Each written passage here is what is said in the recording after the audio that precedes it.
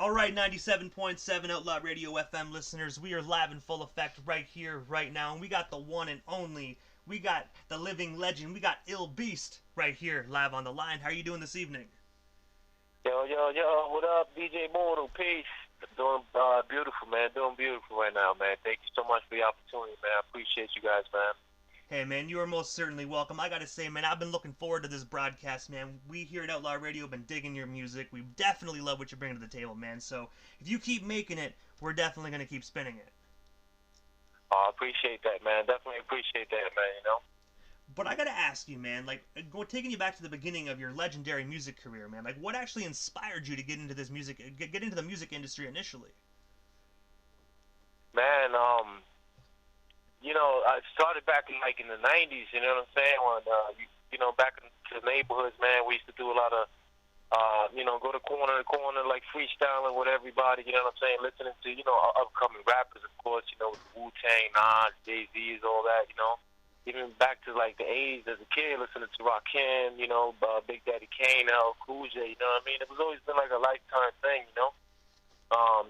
So, basically going back into the history of the hip-hop and everything, and just knowing that you can be able to come from the hood, you know what I'm saying, express yourself the way you wanted to, and people actually understood you, and, man, it was a beautiful feeling, you know what I'm saying? So, I just strived every day, man, just try to get better at it, you know what I'm saying?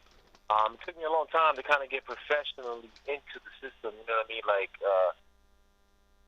I had a little setback back in, like, 99, so it kind of took me out of the scene for a while, but back in 2005 is when I really officially started doing music, you know what I'm saying? Like, really going out there, recording, 100% and putting out mixtapes and doing a whole bunch of stuff, you know what I mean? And I gotta ask as well, man, when you said, like, you put out some mixtapes, see, the one thing I love asking individuals, man, because a lot of people, they're kind of, like, split between, if mixtapes should be a thing or if mixtapes should just kind of be a thing of the past, man. What do you think about that? Do you think mixtapes should make a comeback? Because me personally, I think they really should. Yeah, I mean, I don't know if a lot of people up on that Piff, you know what I mean? Because that Piff was kind of technically supposed to be a mixtape, only, mixtape kind of, but, now they started to drop albums through there and everything like that, so it's kind of like saturating everything that, like, us underground people are doing, you know what I'm saying? But to me, I think, mixtapes should always be a part of an artist, man, because that's, a mixtape is where you basically drop off the music that you can't really kind of take it to, mainstream in that sense, you know what I'm saying? Like, you get that real pure, uncut, raw, verses, man. Like, you can really be yourself out there, you know what I'm saying? Like, that's what I love about mixtapes, and what I love about purchasing mixtapes throughout my whole lifetime in hip-hop, you know what I'm saying? And I gotta say, man, I when it comes to mixtapes, man, I remember the DJ Green Lantern days, man. Like, I remember when he used to drop his Oh, hell mixtapes, yeah. man. I used to love downloading the shit out of those. Oh, yeah, man. Green Lantern, DJ Whiteout, man. He's got some dope joints. DJ Clue, the Tony Touch, man. I was like one of the first DJs that I actually walked into a record shop. I remember down in Knickerbocker, Bushwick, you know what I'm saying? I used to go every weekend, basically, man, pick up a mixtape from DJ Tony Touch, man, when he was first coming up, man. It was so fresh, man. Like, you know what I'm saying? I'm talking about, like, this dude got verses that you never probably even heard before, you know what I'm saying, from artists, all type of artists, man. Like, it was back then it was it was a DJ's game, man. They used to break the records, you know what I'm saying? Like, they was the one breaking records and really popularizing, you know what I'm saying, artists, man. That was like the biggest thing back then, you know what I'm saying? Today and age, I mean, you got the internet, so everybody's like doing their own thing, and I don't know, I just feel like it's not that same feeling, man, you know what I'm saying, when everything is so accessible now. Back then it wasn't accessible, like music wasn't accessible at all. So, if you go to a record shop, you was asking, what was the hottest, latest thing right now, and the DJ coming up with their mixes, like, yo, here, check this out. You pop that in the radio, man, and forget about it, bro. You was in love, you know what I'm saying? Like, it was just that dope, man, like. And also, around 2012, you actually released a project titled The Business. I was wondering, what's the story and inspiration behind that phenomenal project? And is it still circulating the internet to actually be purchased or streamed today? Yeah, The Business, man.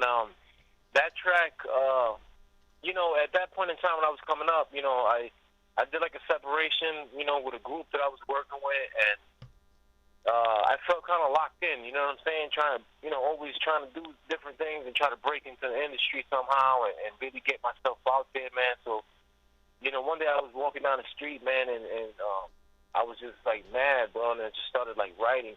And then I got on the internet, I remember, and I ran into back then I was heavy on SoundClick. I don't know if you remember SoundClick.com, that they used to, that's all like producers and stuff. Yeah, Always we're had going way back with that one. Yeah, man. Like, I mean, I used to go on there and just listen to beats, and I ran into these guys, man.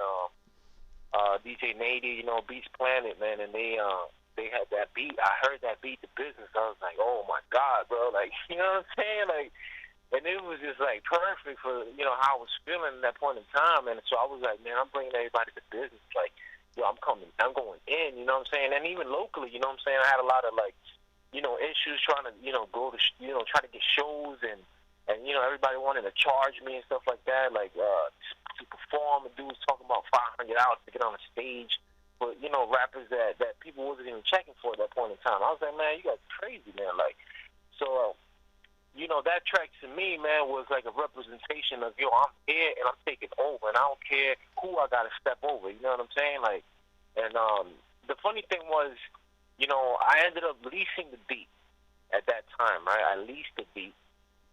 And, the group Jurassic 5, I believe it's called, that rap group Jurassic 5, they ended up buying the beat from me.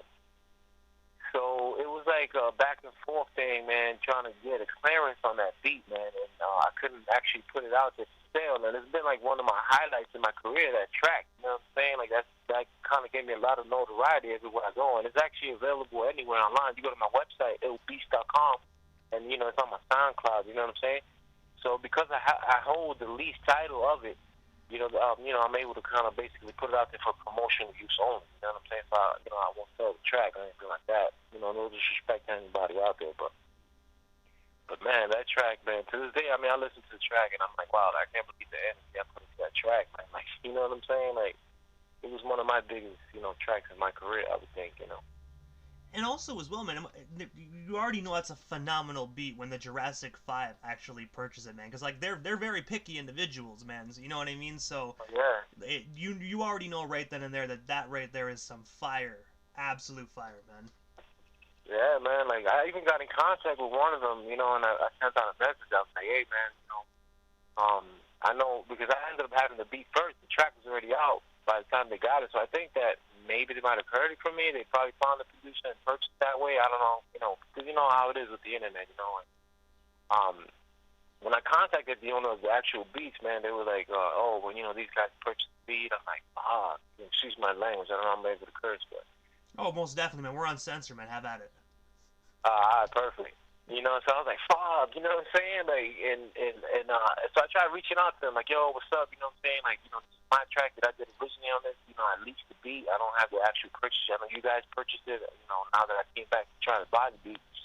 But is there any way that, maybe we could work on the track together, you know what I'm saying? That I can keep my stuff and, get you guys on it, or you guys get me on it somehow. And,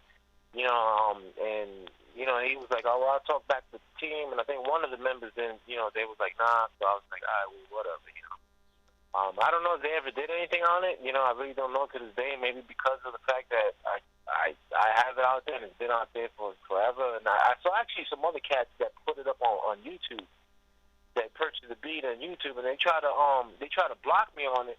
They try to get my stuff deleted off of YouTube, and I disputed it, of course, because I have, I have my contract and everything on the beat. So, I actually got them off of YouTube. You know what I'm saying? Because they didn't even have the contract on it. So I was like, there you go. It's a funny, tricky game with the internet, man. I'm telling you, man.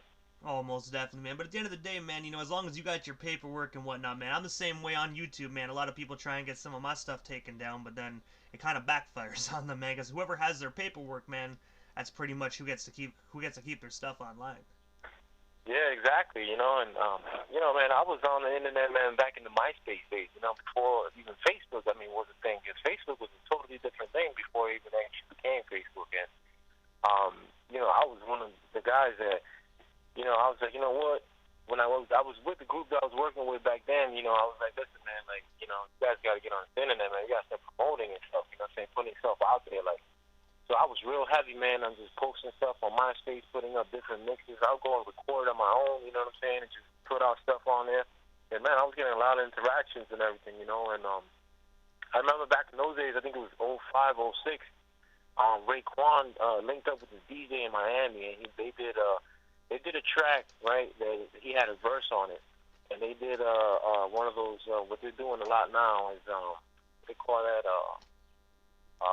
kind of like almost like a contest, you know, like whoever had the hottest ball, you know, whoever had the hottest verse, you know what I'm saying, be able to get on the track with Raekwon for free, you know what I'm saying? It was just more like a promotional thing. And, you know, and I submitted my verse, man, and the DJ got back to me right away. He's like, yo, this verse is dope as hell, man. Like, is there any way you can record it? And, you know, I didn't really have I didn't have availability to no studios back then. I mean, you know, financially I wasn't really there to kind of go and pay to go into a studio. And I didn't really know a lot of people had just gotten to Orlando, you know what I mean? So, and you know, I just kind of let it go, man. But, you know, that was, to me, man, I already kind of knew at that point that I was on the right track as far as, you know, I was writing and putting stuff together and the way I was flowing. So, man, you know, I just kind of kept it moving from there, you know. And also as well, man, you actually founded August 11th as National Hip Hop Day in honor of DJ Kool Herc. I was wondering, can you tell our listeners a bit more about that? And of course, what actually made you decide to form National Hip Hop Day? Well, I'll be honest with you, I never really officially formed it myself. Like, as far as, you know, the day was already, you know, it was already inaugurated as that. It wasn't officially on the calendar, as far as National Hip Hop Day, like certified, you know. So I did the application to National Hip Hop National Calendar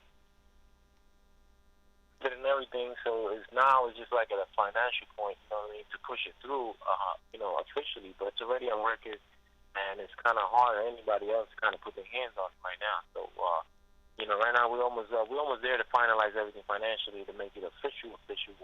You know, get a blast all over, you know, all basically media outlets and everything like that, and make it official.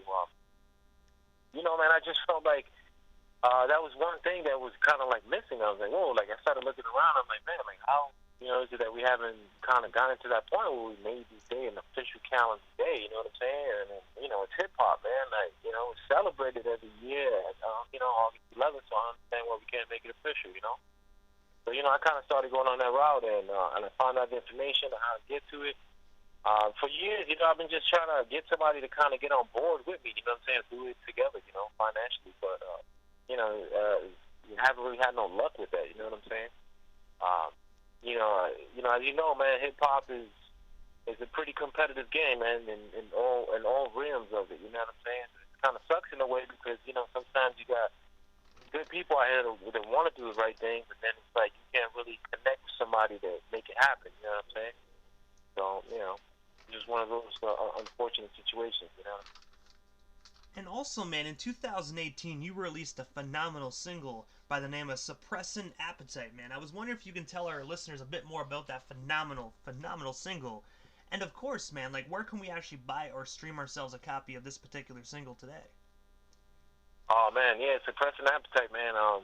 The concept actually started on, I don't know if you know the song with Kendrick Lamar and his label made, what's his name? Man, I can't think of his name off the head. But they did a song called Rap something, man. I can't remember off the head. I'm sorry, man. But you know, the concept came from that, and then you know, throughout the years, you know, I've been working with an engineer. He goes by the name of A-Bars. You know what I'm saying? A+ Commitment. That's my family, man. You know, me and him always had a connection from the very beginning when I started in 2005. You know, so he started kind of making beats and stuff like that, and then I let him hear the track. Actually, the track's called Rap Bastard, and it was Kendrick Lamar and man, I can't get his name, man. His other label mate that's with him. They were on the same label or whatever. They came up together. But, you know, the beat was so hot, man, and I heard it, and I just kind of started writing. You know what I'm saying? And you know, what I was seeing in society and everything, how everything was going, man, you know, I just kind of felt like I had to put myself out there and just really, you know, make it like a positivity thing, you know what I'm saying? And so then my boy came up with the idea of just kind of creating a beat to it. And then once he did the beat to that, then I was trying to figure out like, damn, can I put on this track? You know, like I felt like I needed somebody there. And then, man, you know, we had just interviewed Dot X, I remember, in 2010, I think it was 2011, over in a college radio station here. And then, you know, I always stayed in contact with him. You know, I used to send him messages and stuff, and, you know, different beat ideas. And then that track came up. I mean, no, let me send it to Dot X. And he's like, yo, I love it, man. So let's get it together. So, you know, I submitted to him. I mean, he had it to me like, 24 hours that track is back. I'm like, yeah, boy. You know, and, you know, so we decided to make make it my first official single, you know what I'm saying? So that was my first major single that, you know, went out to the world, you know, featuring Sadat X, man. So salute to Sadat X, you know, brand Nubian, man. Much love, man. It's my brother, you know what I'm saying? Much love to him, man, you know? And it's available worldwide. It's on every streaming platform you can think of, anywhere worldwide. Any streaming platform in your country is available there. iTunes, you know, or Google Music, whatever, you know what I'm saying? And also, 1 year after working with X-Men, in 2019, you actually dropped the album Redo 96 Volume 1. I was wondering if you could tell our listeners the story behind that phenomenal album. And I do know it's a couple years old, but do you still have hard copies available for the old school listeners that really do still love that CD format? Yeah, I don't have any. I actually uploaded it on .piff. On .piff.com is available. Redo 96 was basically the concept that was born from Rockefeller Records, you know what I'm saying, for Biggs Burke, and I believe Jay-Z also was involved. They came up with the idea of Redo 96, you know, going into the 25th anniversary of Reasonable Doubt, his first album. You know, so the Redo 96 concept came to them as far as just being the mentality of going back into, you know, time and redoing everything they did back then, just kind of redoing it at a higher level today, you know what I'm saying? So it's more of a mental state, you know what I'm saying? Like he said, is you know, he was dealing more with the mentality of always looking at everything as transactions, and then he learned that throughout the time, relationships was a lot more beneficial, you know, to him. And it kind of makes sense to me because me, throughout the years of doing music, I was like, man, you know, like the relationships I built, even when I was doing a lot of interviews to, you know, college station and everything, I built so many great relationships out of there as well that I got to today, you know, and it's like, man, you know, I understood that whole concept. So, and, you know, they put up, you know, a website and everything. They had a one-day pop-up shop out in LA, I believe it was, and then, you know, they came up with a few gear. And it was Redo 96, you know, it was like verses. Some of them shirts had like, you know, verses off of Reasonable Doubt. They had certain like bars, and then they, you know, had different designing on it and everything like that. And then it just came around for that one time, and then everything sold out on the internet. And you know, and I was able to get my hand on a few things, and everything was sold out. And I kept hitting them up and trying to find out, man, well, you know, I want to buy something. And you know, I never got a response back. So I was like, one day I just kind of came up with an idea of just like, man, you know. One thing I've learned and have seen throughout history was, you know, how everybody that ties in hip-hop always started at a point where they're, you know, wherever they want to work at, they'll go and try to work with them, you know what I'm saying? Like, do things for them to try to kind of show them that they can come to the table and add value, you know what I'm saying? So that's kind of what I did, you know, and I started kind of promoting some of the stuff on the internet, trying to wake up the monster and I'm like, hey, man, you know, like, people really want this, you know what I'm saying? Like, so then I was like, you know, man, let me come up with the idea of just maybe trying to, you know, do like a collaboration kind of idea, you know, and, you know, bring out my own designing of my vision of what I thought was Reasonable Doubt and how it, you know, affected me in my life when that album came out back in '96, you know what I'm saying? And, you know, so far, I mean, I've started. I got a couple pieces actually on my internet, on my website, illbeast.com. You know, you can go over there, and I got a couple shirts already I put up. I got more stuff that's going to be coming out. You know, I've been back and forth and sending him stuff, you know, Biggsburg, and, man, it's been a blessing so far, you know what I'm saying? Like, it's opened up a few eyes, and it's kept me there, you know what I'm saying? Like, just giving me that motivation, you know, to keep going, you know? And also as well, man, you actually have your own clothing line called Ill Beast Collection LLC. I was wondering if you can tell us a bit more about your clothing line, and of course, where can we actually snag or sell some apparel today? Oh yeah, man. Back in a few years ago, I went through separation with my wife. She wasn't really too fond of the whole music industry and everything, and and the whole lifestyle of it. And I had an opportunity to kind of keep moving. You know what I'm saying? And do my thing. But at the same time, I would have lost my family. And like kind of kept that process up. The way I was going at that point.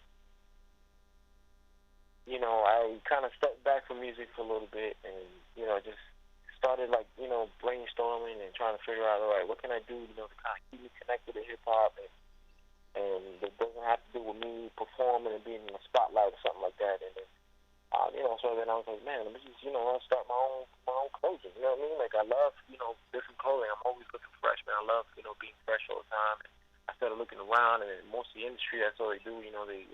Most of the artists got their own clothing line. So I'm like, man, let me start up my own stuff. And then it started off with a concept. I had a whole different logo before, man. It was like a black and white flag with my Beats collection in it. And then, I linked up with this dude on Facebook. He goes by Idolize Designs, he does logos and all that stuff. And, I was like, listen, man, I really want to revamp this logo, man. I wanted something, that's comparable to, like, the polos and the Tommy Hilfigers and stuff like that. And then I also looked in the market. I see that a lot of people always, paying, like, top dollars, for these designers and they're basically buying their name, you know what I'm saying? And I realized, I mean, man, like, maybe I could bring that same material, that same quality, and bring it to them at a low price, you know what I'm saying? And so I found that niche, and I found the quality that I wanted, and man, I'm able to, maintain the cost and everything, and not go out there and exaggerate on prices on people. I try to kind of bank off of them, you know what I'm saying, and offer them top quality and look fresh, gear and stuff like that, man. Throughout that process, that's how the whole Redo 96 was born, because I've been following Biggs Burke a lot, man. So, a lot of, his postings, he's always posting a lot of positive stuff, a lot of, business. I've watched most of all his interviews, same things with Jay-Z, and then I was like, man, I can tie in my company to their company and just kind of, get momentum on that as well, you know what I mean? So it's just, it all tied in, what I'm saying, as far as clothing, man. And, I did my website, which I had originally. I had my website back in 2010. And then, I let it go back then and then kind of started it up again at illbeast.com. And there I'm able to upload my own music. Now I have all my music available there. You can also buy all my gear from there.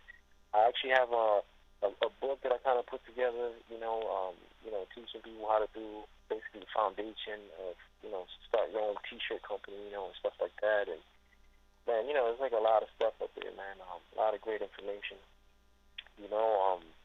But, yeah, man, like, it was born basically out of nowhere, man. It just came out of nowhere, man. And surprisingly, man, the people that supported me, I got so much support from people that I don't even know, man, honestly, man. Like, the people I know is maybe like a handful of people that purchased for me. They, like, honestly, I can count them on 5 fingers. Outside of that, it's like, I don't know, nobody that purchased stuff from me, man. They always contacted, always hit me up. You dope, you get dope, blah, blah, blah. And I'm like, yeah, man, that's what's up, man. That's what, that's beautiful right there, so that keeps me going, man. So, that opened up my mind into different avenues of things that I want to do because, at the beginning of time, that was another thing that I thought also is like, okay, what can I do, to make the money as well? Being as an artist, an independent artist, because remember, once you get into a certain age, it's hard for you to deal with labels and stuff like that. And not that I ever was looking for, to get signed to any label or anything like that. I mean, my thing was just a passion for music, but as you get into the industry, then you figure out that most of everything comes out of pocket, So I had to figure out a way where how I'm gonna make money to kind of push myself as well, So I'm kind of setting myself up, you know what I mean? Kind of what I've been doing with my clothing line, But I have to ask you, man, like, other than your clothing line, your music you're doing, what is next for the one and only Ill Beast, man? Is there anything I happen to miss during this interview? Anything else you still want to talk about or promote while we still have you here live on the Canadian airwaves? Oh, yeah, man. Well, we're actually working on my own radio station as well out here. Like, I just want to basically create a platform. As I have a lot of people that gave me opportunities when I was coming up, and they're still here, doing things. But I just kind of want to create that platform, bring their shows on my platform. You know what I mean? Like to kind of give them that push. At the same time, still gonna be working on like writing books and stuff like that. I really like that first process. It was kind of like a PDF. We did something quick. About 40-something pages. The next one I want to work on is marketing. I have a big thing with marketing. That was the beginning of my career, and I believe that was my main success. You know what I mean? With the marketing, how I market myself out there. So I'm gonna write something on that because I got a few emails or a few texts about that. Like, hey man, you should really write about your marketing career, man. Like, you know what I mean? Like I want to know the specifics of everything you've been through. So I'll be putting that together as well. I'm putting that out there. You know what I mean? To help people out, man. Working on the National Hip Hop Day as well. That's coming up pretty soon. I'm also working on a nonprofit here in Orlando, Florida, that is going to be working with families that are misplaced and people that have been misplaced, that live in the streets and stuff like that. So, I've been tied up with the local government and stuff like that, and trying to come up with ideas on how we're going to, move forward. So we plan on basically building. I want to build. It's going to be a big project. You know what I mean? It's going to deal with growing almost like a small community. You know what I'm saying? Where we are going to basically try to get all these people that are misplaced and get them a place to live. At the same time, they can be able to work in that same plaza. You know what I'm saying?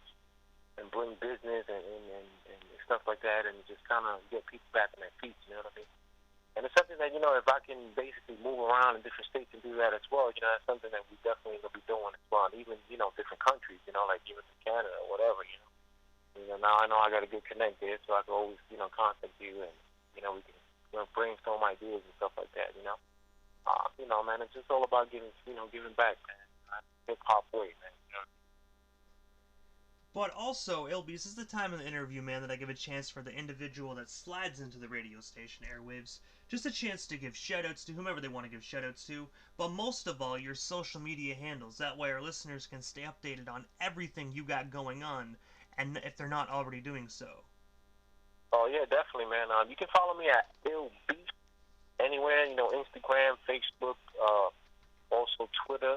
I had actually a Tumblr. I just deleted it last night. I had it for 11 years, man, and I shut it down. It's just too much, man. Too many platforms, and that I got my name attached to. Man. So I'm just trying to kind of narrow it down. But at some point, you can keep up. You can keep up with a lot of my information also on my website at illbeast.com. You can Google me at illbeast. All my information is there. You know what I mean? You can contact me. Anybody that needs any help, and has any questions about business, about music, whatever. You know what I'm saying? I'm available. If I don't respond right away, I'll definitely get back to you. That's always, my thing. Whatever it is, man, you know what I'm saying? I'm always open, man. We're looking to do interviews as well, so one day I'll probably be calling you for an interview, you know what I mean? Like, this is my radio station, who knows? Might have even a show on my platform, you know what I mean? Just kind of, an extra base, you know what I'm saying? But I really thank you for the opportunity, though, man. I want to shout out everybody out there supporting Ill Beast, you know what I'm saying? Ill Beast Collection, man. Thank you so much to all my people, my family, my wife and kids. I love you guys. To all my brothers, my sisters up north. To all my brothers in hip hop, my sisters in hip hop that I'm close with, you know what I'm saying? Y'all know who y'all are, man. Much love and success to y'all, man. And, I'm always here for y'all, you know what I mean? Man, and shout out to you, brother DJ Mold, man. I appreciate you, man. I thank you so much, man. And what you're doing is beautiful, man. You understand? We got to keep that legacy going. Hey, man, most definitely. I gotta say, first and foremost, man, it was an absolute honor to welcome you on the radio station this evening, man. Definitely, man. Hopefully down the line we can make this happen again sometime soon. Yeah, definitely, man. Thank you so much, man. It's an honor as well, man, for you to have me, man. Thank you. A big shout out to Canada out there, man. You know what I'm saying? I've had a lot of success out there in Toronto, too, man. Toronto Airways, man. So I've hit number one like 3 times up there, man. So I'm thankful for you guys, man. Canada, it's a big, big country, always supporting hip-hop, man. Much love to you guys out there, man, for real. Most definitely, brother. You are most certainly welcome, man. And thank you again for calling into the 97.7 Outlaw Radio FM airwaves, man. It's always an honor to have a talented individual taking over my radio station airwaves. Thank you, sir. I appreciate you, man. Thank you guys, man. Hey, man, make sure you guys always tune in, man. 97.7, man. Outlaw Radio. DJ Mortal. Biggest, the best hip-hop in Toronto. Not Toronto, Canada. Sorry. It's all good, man. You know what I mean? We're pretty close to Toronto, actually. We're about 4 hours away. I've never been, unfortunately. I'm kind of, you know what I mean? I work too much to ever drive 4 hours, but maybe one day I'll be able to see the CN Tower, man. Yeah, definitely, man. Definitely, man. Toronto's a big city too, man. You know, they always got a lot of love up there, man. You know, so, but Canada in total, man, it's beautiful, man. I can't wait one day to, basically visit up there, man, and hopefully we can link up one time, man. Hey, man, most definitely, man. Sounds like a plan to me. But I gotta say, first and foremost, man, have yourself a wonderful night, and we most definitely shall talk here soon. Yeah, definitely, man. You too, my brother. Thank you. Take care, man.